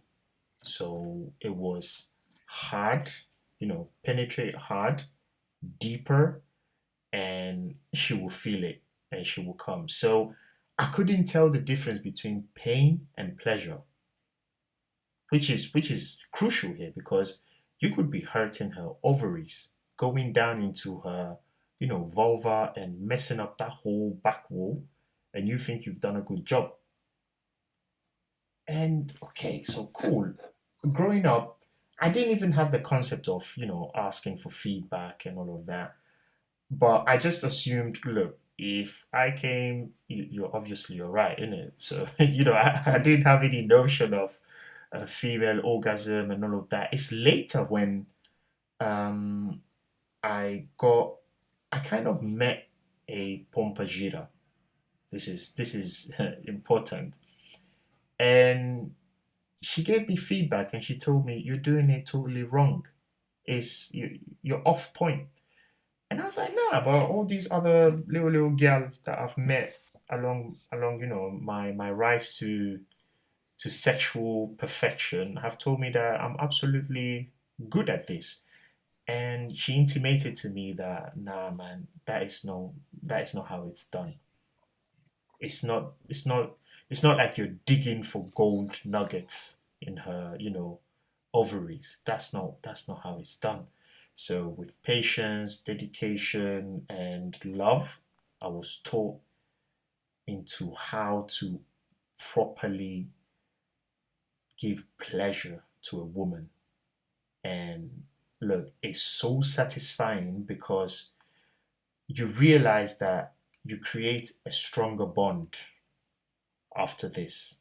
When you unlock certain doors to a woman, and it's pleasure. When you unlock these doors, women respect you. So then I went out into the world, and that's where the last time we spoke, we kind of, you were asking me, why do I love older women? Why do I love older women? I kind of I'm a mixture of sapiosexual and aroused by high erotic and sexual energy women. Hold on. So let's just define sapiosexual. This is being turned on by the mind. Yeah, basically, yeah. I like to interact and to speak to people that are able to educate me on stuff that I don't know and I have no clue about, but that can be very interesting. So yeah, meeting with these women, I kind of saw everyone had their little twist to the same thing, a little flavor to the same thing. And that's when it unlocked for me that, you know what, the porn is just off topic. We're just consuming bread with the package. We're not even taking it out of the package, mate. And wow, yeah, it definitely threw some light into what I was doing wrong all those years. And about these girls even faking it, because a lot of these girls also think that pain should be what they should be experiencing. I should be feeling pain, it's normal. Uh, nah, man, that's not how it's meant to be. So yeah, meeting these, and like I said the last time, this one of them actually had a little shrine in her room, and I would always pick the sweets because this is all subconscious language, uh, placing offerings at the altar, doing all these things to this kind of energy. It's all dedication that you're trying to give to your Okay, subconscious. let's just 1 second. Tell me. You encountered Yeah, a practicing, like religious practicing Pompagiro with a shrine and everything. with everything. She had her whole set in her room. Okay. Yeah, yeah, yeah. And this you attribute an upgrade in your sexual enjoyment and Mm-hmm. performance and all things sexual Mm-hmm. due to this interaction with her. 100%. It's not just one of them. I would say the first one I met was unconsciously a devotee of Pompajira. The Okay. second one was conscious about it and she invoked the energy. And the third one was just Pompajira, mate. She was just it. Yeah, yeah, yeah. So one was overtly. Yeah, she didn't realize she was one didn't realize she was it, but the whole vibe, the whole energy was sexual and just sexual knowledge, and they just knew so much about pleasure that, mate, you can't be anything else, man. And the second one, so this first one didn't have a shrine. She didn't have any of that stuff. Yeah, she didn't even believe in that stuff. She's more Right. like just very, very sensual, seductive, etc. Second one had a little shrine in her room, Mm-hmm. and she had, they kind of disciplined with it. So they have days that they bath, they do cleansing baths, they clean their house with agua florida. There's a way they clean their house from top to bottom. There's certain Flower place. water. Agua florida is it's kind of perfumed water. Okay. Yeah, that is especially used during voodoo ceremonies or hoodoo ceremonies. So you kind of use it to give more scent. So basically, these people might not be aware of what they're really doing, but is we're trying to establish here that Pompagira, there is nothing like a, it doesn't exist out there as a woman, an entity. It's a concept, if that makes Yeah. sense. It's a principle that Okay. exists in our minds, first of all, within us. And if you believe it enough, you can manifest it out there. So Mm-hmm. it's also out there. But these are all things that are within us. So now, how do you awaken these things subconsciously? And there are these steps that they might not be aware that they're doing it, but as they're doing it, they're invoking it. You're making it stronger and stronger in you, and people Mm-hmm. can notice this. So yeah, she was very. She doesn't eat certain things. She cooks things in a certain way. She dyes her hair red. She does certain things on certain days. So very meticulous with it. And and obviously I couldn't judge because I was enjoying the sex. But now that I know better, I'm like, mate, yeah, man. I attribute my my knowledge and my exposure to this due to these people. I don't know. I don't know. You know, you and I come from West Africa, and we've grown up in the West, born in the West and grown up in the West. We believe a lot in destiny and the way destiny plays a part in our life. We understand that the encounters we have in our life are for a purpose, right? So I just don't know why, but being exposed to these kind of people has just I'm not necessarily there with the concept of destiny. I need to, I don't know, I just need to learn or understand or think about it more to really get my head around that concept. okay. I wonder if, so recently I've been feeling very incredibly blessed. I thought back to all of, I thought back to all of these things in my life that have meant I've avoided suffering where I deserve to suffer. Or let's not say suffer, but with the wrong turn, I would have suffered. Would have been more painful. Yeah. Everything from the support system of my family to just things like receiving money when I need it. Yeah.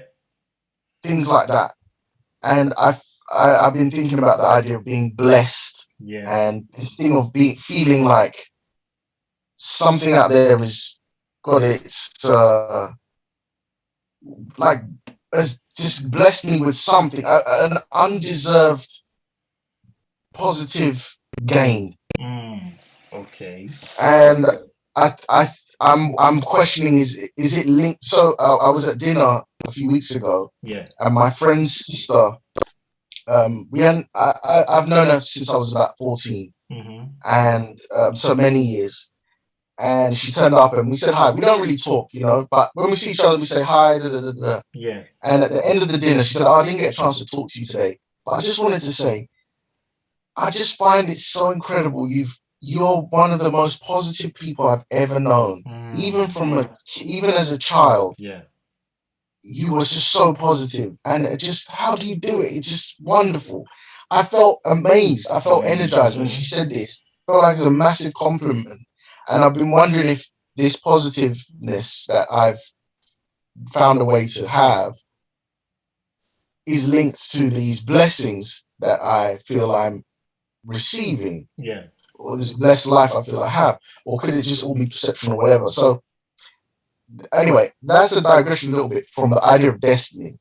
Like, is something else in control, or are we in control, or are we able to manipulate the things that happen to us based off our actions, and that manifests somehow in an not yet received future, right? So yeah, I would say this is the area of destiny that I do not. This is the way I think about destiny that I have not yet, come to conclusions on. Let's just say it like that. I think this deserves another episode if we want to go in depth into this with my research and your experience, because sure. I mean, we got so much to talk about. Because recently I've been wanting to talk about carnival. Okay, that's very interesting. That carnival is a massive subject. Fertility, and right? Yeah. The idea that once a year you let go of your inhibitions in this mass sort of carnal Yep. events Mm-hmm. publicly.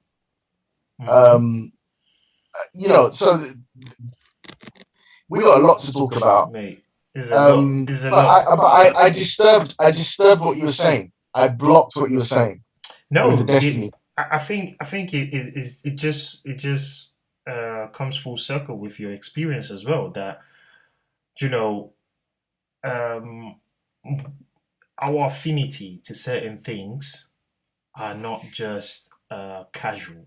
So the West African um, culture that I belong to is the Akan of Ghana, and by birth we are assigned a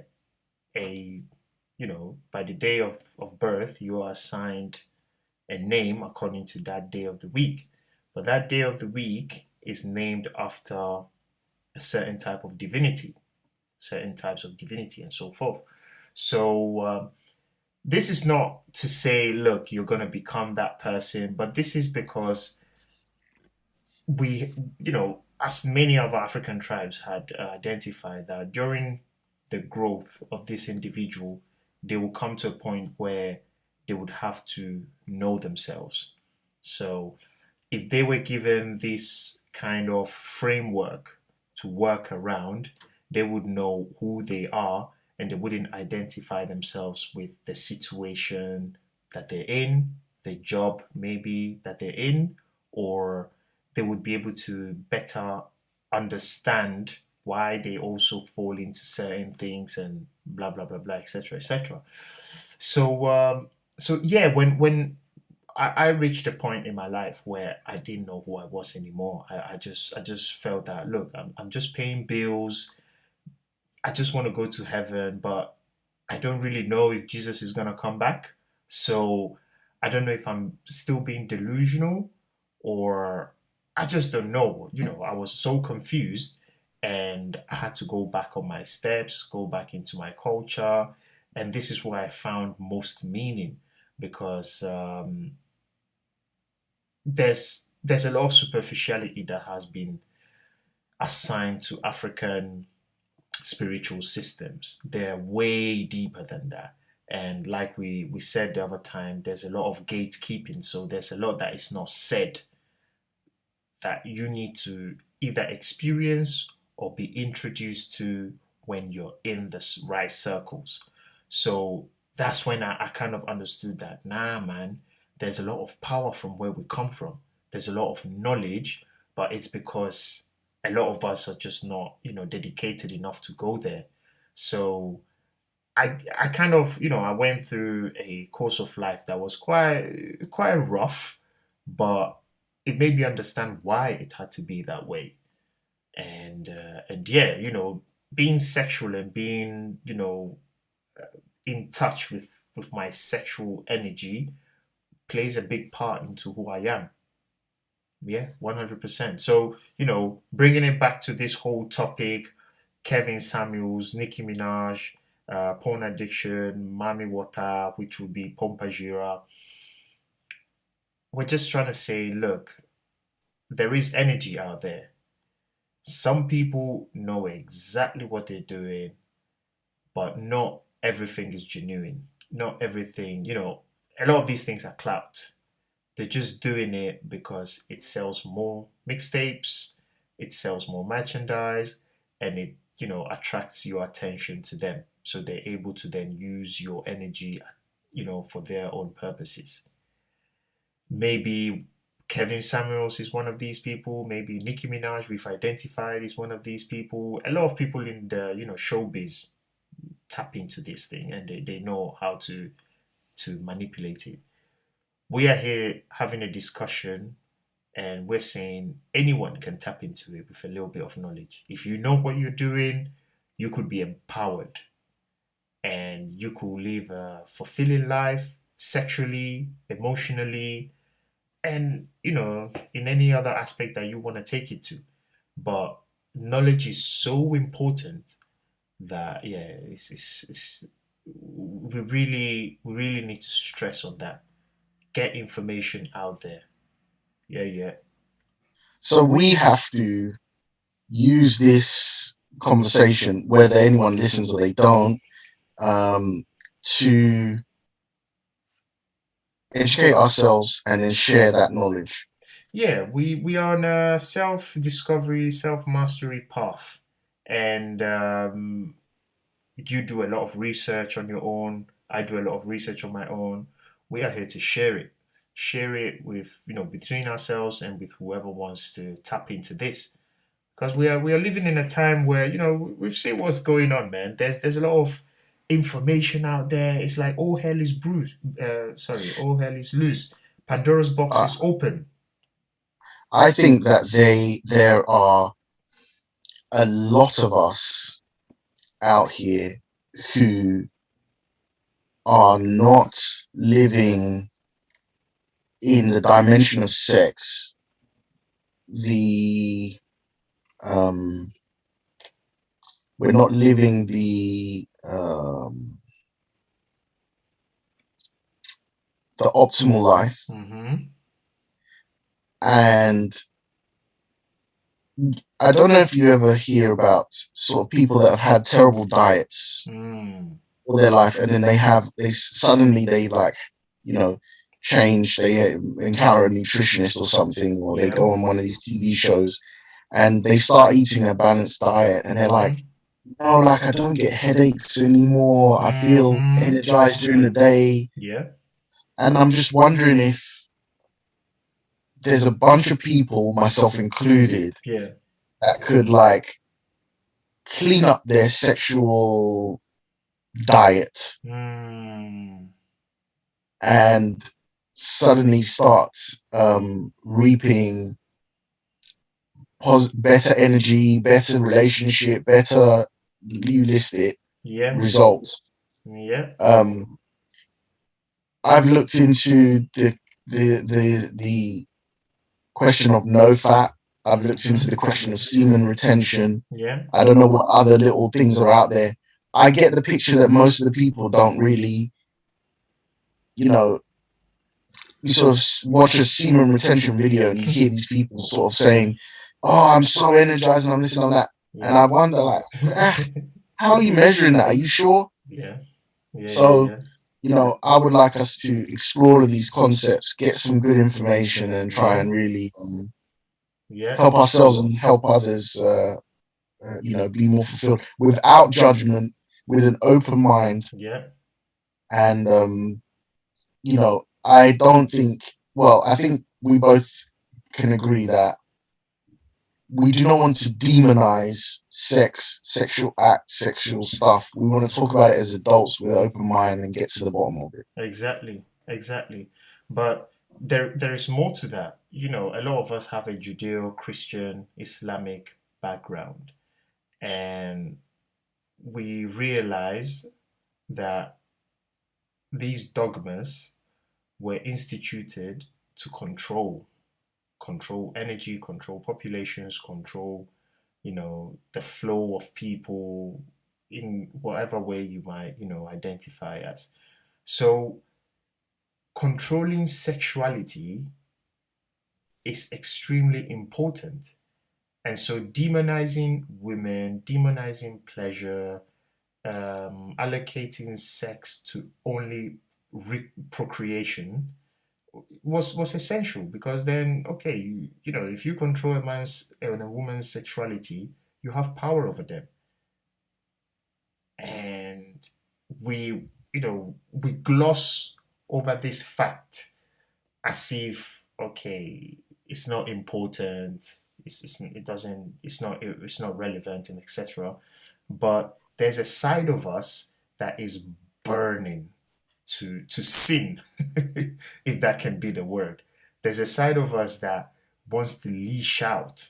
And for some of us, it's sexual energy. For some of us, it's curiosity. For some people, still is emotions that do not find a space in the religious context that we come from. Right. So how do we explain these things? And my research has found that as far back as you can go, people were aware of these things. We're not experiencing anything new. We might be in a advanced technological and kind of, hedonistic oriented society, but we still feel the same things that our ancestors, apes, whatever you think about, still felt. Anxiety of having the meals the next day, the need for shelter, the need for self realization. We still feel exactly the same things. So, in the realm of religion, only a few, I would say, a few aspects of this are covered, which are the material and the afterlife. Everything in between, relationships, sex, finances, and all these things have been put aside. Leave it to God, leave it to Baba Yesu. He will do it for you. Nah, man, Mm. it's our responsibility. So we find ourselves either very greedy or very profligate, and there must be a middle ground. How do we get to that middle ground? So I found that reconnecting to these ancient traditions, and you might come from any other background, you might be European, you might be Asian, you might be South American, North American. There are traditions that have been purposely persecuted by the Judeo Christian and Islamic faiths because they just gave too much freedom to people, and freedom is unacceptable if you want people to be enslaved. Let's just be honest and say it like it is. So To be controlled. exactly. So liberating, and obviously I kind of did a Socrates kind of work where you go back to first principles, and I realized that, look, if we go to the very bottom of it, it's stuff that we can't see, we can't smell, we can't taste, which is the spiritual. And we've been spoon fed this stuff for all our lives since we were little. Now, when you come back to it, yeah, you've been told not to fap, not to lust, not to commit adultery. And there's an emphasis on this sexual side that you don't, there's a discrepancy even in the Bible. You just, if you've ever read the Bible, you see David is doing all sort of promiscuous stuff, stealing people's girl, sending people to die, getting this girl that is bathing in the balcony. He's just out there doing the most, but for some reason, you and I have been told not to indulge in these things. And this is, the the one whose lineage will produce the Messiah. For those who believe in that and those who don't, we are just creating a context here to sexual liberation. So, and now enslaving and classing the woman's pleasure as secondary or irrelevant. Someone like Freud that said that it's actually childish for women to want orgasms. You understand how it shapes our minds. So then porn reiterates this message where women have to fake it in the space of what, 10 minutes. The minute it gets in, they're screaming, shouting like, oh my god, that is not realistic. So we're living in a simulation that is constantly making us deny either our sexual, how would I put it, our sexual curiosity, and where we would like to be curious is putting us off path. It is taking us down a road that has no meaning, no end, a black hole. So yeah, how do you do this? I've always been very, very, very curious, and it's all part of our sexual energy. You and I were speaking the other day, and we identified that you are almost Shango. Yeah. Well, And you identified that. I mean, oh no, you did say it as well. You did say that, your family. my grandmother Yeah. was a daughter of Shango, Amen. and she had specific, duties and Mm-hmm. actions within the community Yeah. that she would, be tasked with performing. A lot of it is around dance Yeah. and music. Yeah. this is, well, I guess that's an explanation. Yeah. So I don't know if that means that I am somehow part of this. I don't know if that passes to me. Um, Someone in the family has to inherit it, and I'm gonna be very Kevin Samuels on this. Yeah, it's usually the black sheep.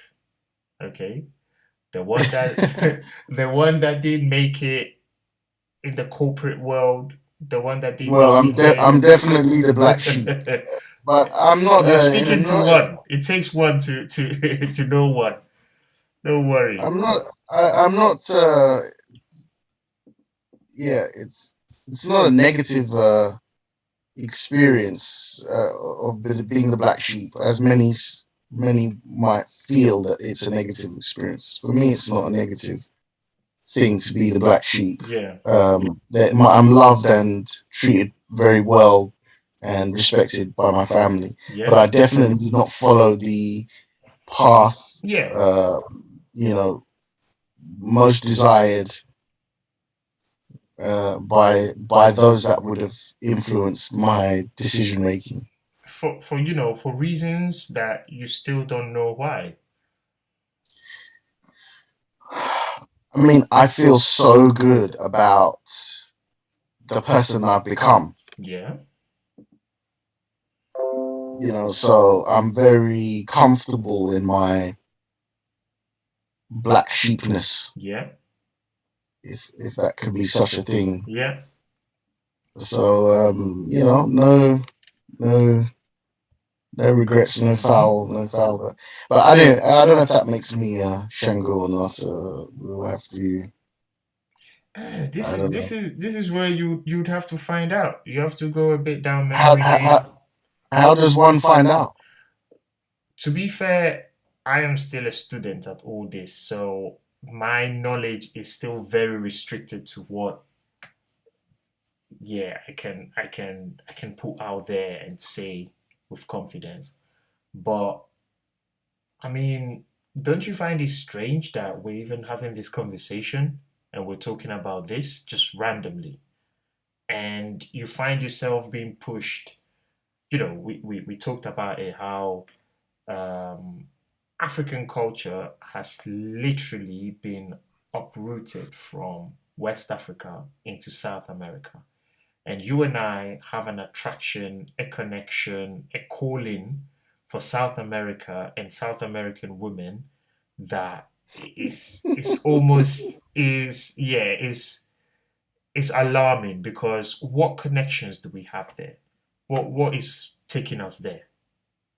Other than, yeah, every kind of girl you can find there, you can find in the UK, in Europe, in America.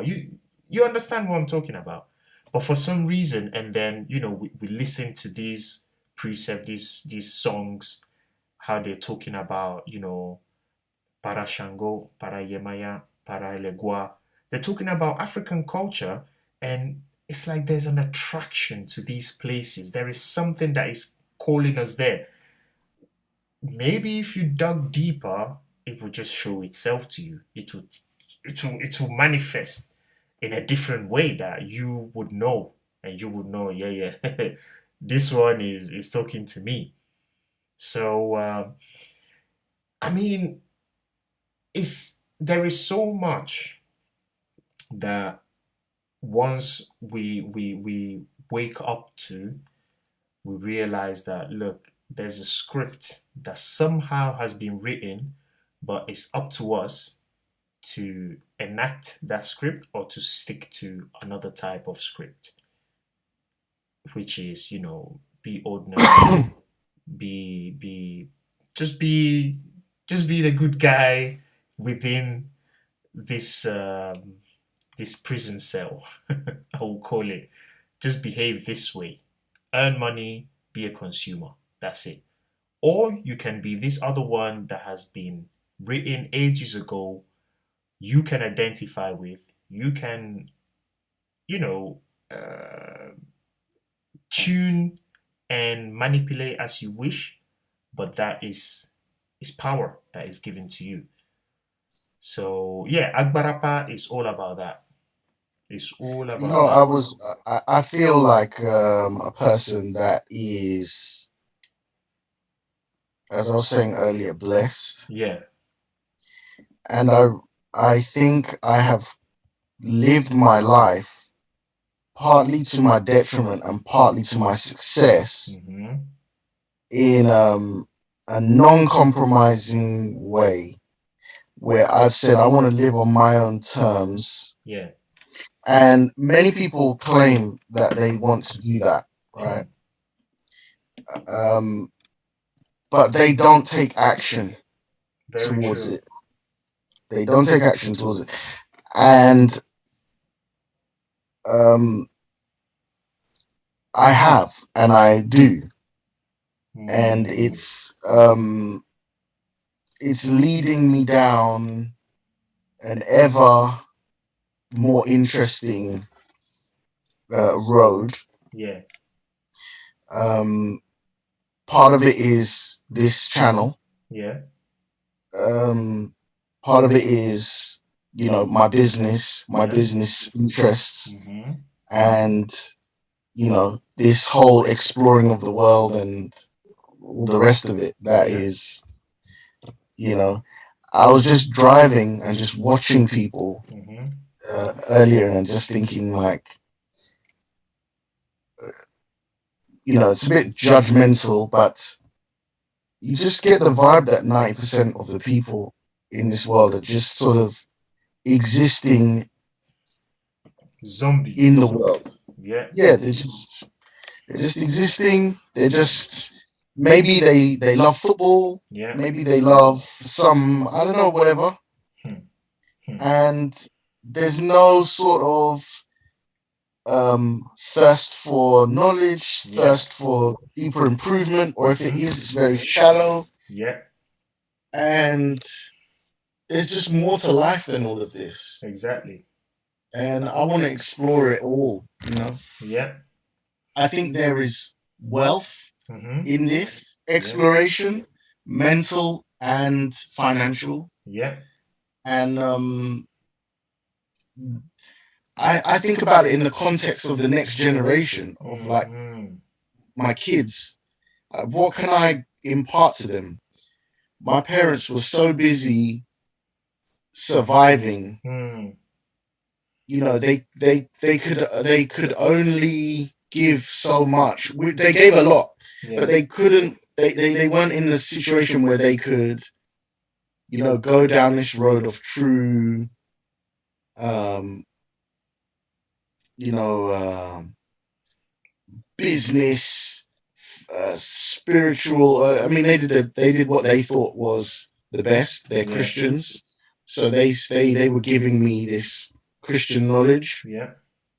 Um, but anyway, I think you get my point. It's just, there must be more. There must be, and it's worth investigating. And there's There is more on more. many dimensions. Yeah. 100%. One You hundred know, percent. There is more. There is more. Ah, it can't just be this. No. I don't agree. I think But that's what everyone fundamentally feels. I just get up and go to work and come home and rinse and repeat and watch rubbish TV on the weekends. It's like, aside from some very basic, just meeting up with a few friends, watching a movie here and there, yeah. there's nothing to life. Hmm. And people are hungry for more. They know there's more. Yeah. You know. Yeah, yeah, yeah, yeah. It does get to that for a lot of people, and what is even alarming is at what age, the famous midlife crisis. Because up until then, you're, I don't know, okay with the state of things. At least I Yeah. found this way that then you hit a certain age that something happens. You Well, either it's wake not for up, everybody. and why is that? Because Why is that people just not? go through life and get old. Yeah, yeah, yeah, yeah, and die and go, and that's it. But then, yeah, it's still part of my research. I'm still trying to find out why does this happen to certain people, Some people are from very, very young. They get this, kick in the butt about what is going on and everything. Some people don't Mm, mm, mm. ever. So what is it? Is it something genetic? Is it exposure to certain environments? What is it? And yeah, it's still a question I have to answer. We all do. Let's figure out the answers together, man. Yes, man. Yes, man. So I don't know. Did we answer any questions tonight? I mean, so what? We I just don't know. identified Nicki Minaj is insecure, but she plays a good composure. Yes, but it was still a rich conversation, and I hope other people got value from it. And this journey that we're taking is providing me with value. I find myself throughout the week thinking about all of this stuff. Hmm. So we got stuff to cover. We've got carnival. Yeah. We've got oh man, and now I think of it, I can't think of it, but every time we talk, I think, oh man, that's a subject in itself. Yeah. So we got loads to cover, and There's a you know, lot. There's a lot. There's a lot. So for our listeners out there, stay tuned. And in the comment section, you can find the links to our social pages: Facebook, Instagram, Twitter, Reddit, whichever one. Stay connected. We're gonna stay connected with you all, and yeah, make your presence felt. Comment, like, ask questions. What you would like to know about Campbell or TJ? Would you like us to share with you guys? And yeah, let's take it from there. okay, love, peace. We'll This has catch you on the next been one. an amazing session. This Mhm. is Campbell, TJ, and see you next time. see you later.